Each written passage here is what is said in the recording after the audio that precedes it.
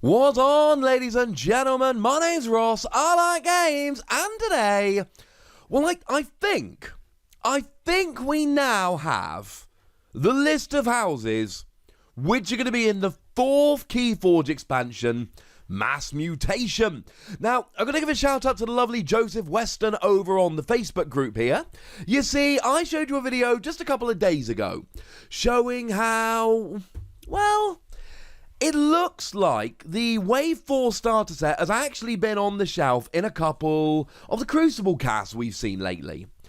And Joseph's gone and taken that a step further, and he reckons he has been able to figure out, looking at the starter set, what houses are actually going to be in Mass Mutation. And you know what, ladies and gentlemen?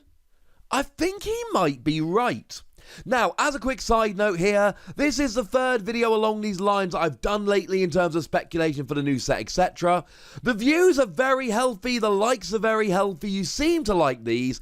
I feel a little bit weird doing so many speculation videos, but if you like this kind of stuff, that's awesome. Let me know in the comment section, is this the kind of stuff you want to see more of? Although, to be clear, we're only going to do these when there's something to talk about. We ain't going to invent stuff, well, let's just say like other people might be tempted to.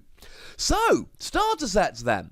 If we have a look at the Call of the Archon decks, we can see that there is the 7 set symbols. We've got Brobnar, we've got Dis, we've got Sanctum, we've got Shadows, we've got Untamed, we've got Mars, we've got logos. Oh, they're the 7 houses that we see. But if we take a look at Worlds Collide, we can see Brobnar, Dis, the Grand Star Alliance, Shadows, Untamed, the Saurian Republic, logos. You see, what they've actually done is just substitute in the Grand Star Alliance for Sanctum and the Saurian Republic for Mars. Now, it is worth pointing out at this stage that there is an order to the houses. If you have a look at the set list for any of the expansions that we've seen so far, Brobnar is always first, and Untamed is always last. Now, you'll notice that the list here do not follow that same order, but that doesn't really matter, honestly, because they do seem to be following the same order on all the starter sets.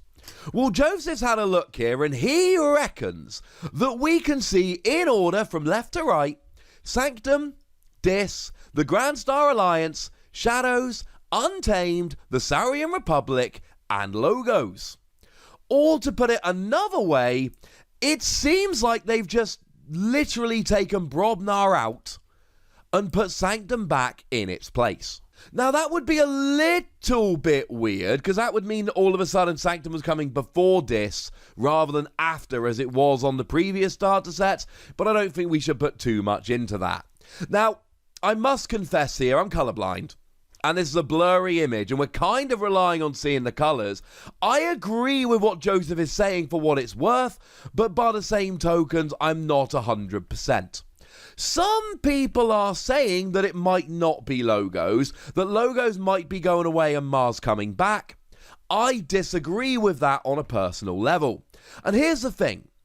We've had some hints already as to what we think is gonna be in the new set in terms of houses, because we've got those sleeves that we've previously mentioned. And I've run through this in previous videos, so not to repeat myself too much, but general rule here, sleeves are based on card art comes from sets, and why would we have sleeves featuring art of a card which isn't coming for several sets? That doesn't make any sense. Now, the one exception to this, and I did say it was an exception before, and I feel stronger about this than I did back then, the Vault Warrior art actually features a clearly Brobnar creature. But a couple people have told me that actually, well, see, that's going to be one of the characters from the upcoming role-playing game. Yeah, that Genesis system that FFG runs is going to have a Keyforge set of rules, expansion, booklet. I'm going to be honest, I'm not sure of the role-playing game terminology. But either way, it seems very, very much like we can kind of set that to one side. And once we do set that to one side, we see the Grand Championship sleeves featuring Dis, which fits with what we're saying. The Store Championship sleeves featuring Sanctum, which fits with what we're saying.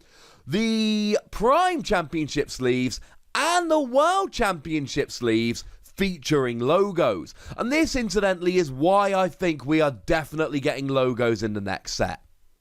The World Championships is happening in May of next year. So why would they have World Championships in May featuring card art from the November set or beyond? Remember, we get 2 sets, one in May, one in November. They wouldn't. So I know some people don't think that's the Logos logo. It has to be the Logos logo. Logos has got to be in the next set. Honestly, except for Sanctum, which I believe they've actually literally said is coming back, I feel better about Logos being in the set than literally any other house. So what does this mean? Well, it means Sanctum comes back after 1 set in Purgatory. It means Mars stays away. Mars has a 2nd set in succession where it's not featured. To put it another way, Mars will have then featured in 50% of the expansions we've had. But is that so bad? I mean, the Grand Star Alliance and the Saurian Republic will each have featured in half of the expansions. I don't think that's a terribly bad thing at all. I don't think it's something we really need to worry about. As a side note, and we're going forward to next November in January, but I do think at this stage we could put, I'm not going to, but I think we could put money on Mars coming back in Wave 5. I don't think they're going to leave a house out for 3 sets in a row. That seems a little bit over the top. But it does seem to say that, you know what? We are willing to take a house out for 2 sets. But we're also willing to put it back after 1 set. It also seems to say that they're not going to introduce a house and immediately rotate it out of a set. All of which makes perfect sense to me and is what I would choose to do. You cannot rotate 2 houses out and then immediately bring both of them back without causing too much chaos. You can't bring in a new house and then immediately take it away after 1 set. It doesn't make any sense. Now, of course, we need to think, well, why Brobnar? And honestly, it's the least popular house. Along with Sanctum, it is one of only 2 houses that have only featured in 1 Archon Vault Tour winning deck. I like to look at Archon more than the others, because Archon Vault Tour is bring your own deck, bring your best deck, see what you've got, whereas Sealed Vault Tour is open some decks and do the best with what you've got. That just seems a little bit, I don't know. It's more likely to lead us to, well, I wouldn't play this deck normally, but it's the best of the 3 that I opened. There was a poll on the Facebook group recently where Brobnar was, by a huge margin, the least popular house. So if Brobnar isn't a popular house, and it's not representing at Vault Tours, makes sense to get rid of it, at least for a set or 2. But then, of course, is there just a set order? Was it always going to be Sanctum and Mars rotated first and then Brobnar? And the answer is I don't know. Are FFG reacting to what's happening in tournaments? Or are they instead going, you know what? We're just going to do this the way we're going to do it. And the honest answer is I ain't got a bloomin' clue, ladies and gentlemen. I don't know. I would love to know, but I don't actually know. I mean, we all know that Shadows is an extremely popular house. They're the house that have got all the really good stealing cards. We know that Shadows has featured in literally all but 1 of the Vault Tour winning decks, at least in Archon so far. Although, weirdly enough, it was George Cagle's Gasoline Maximiliano Dungeon Keeper deck, which has won 2 Vault Tours. But the fact of the matter is, we see Shadows all the time. Is there a worry that rotating Shadows out could lead to the set without Shadows being weaker? I mean, if all but 1 of our Vault Tour Archon winning decks have Shadows in, what does that say if we then rotate Shadows out for a set or 2? Will that set then naturally be underpowered because it doesn't have Shadows? And the answer is, I don't know.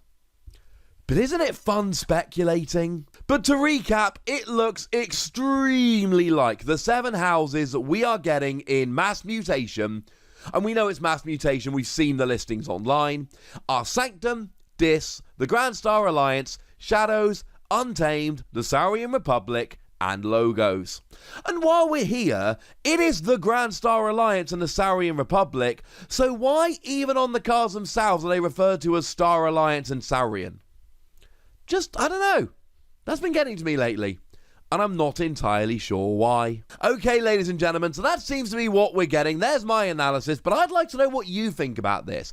Are you happy about these decisions? Do you like this? Are these the kind of things you would want to see, or are you frankly in a little bit of disagreement? Let me know in the comment section, but do please remember the rule.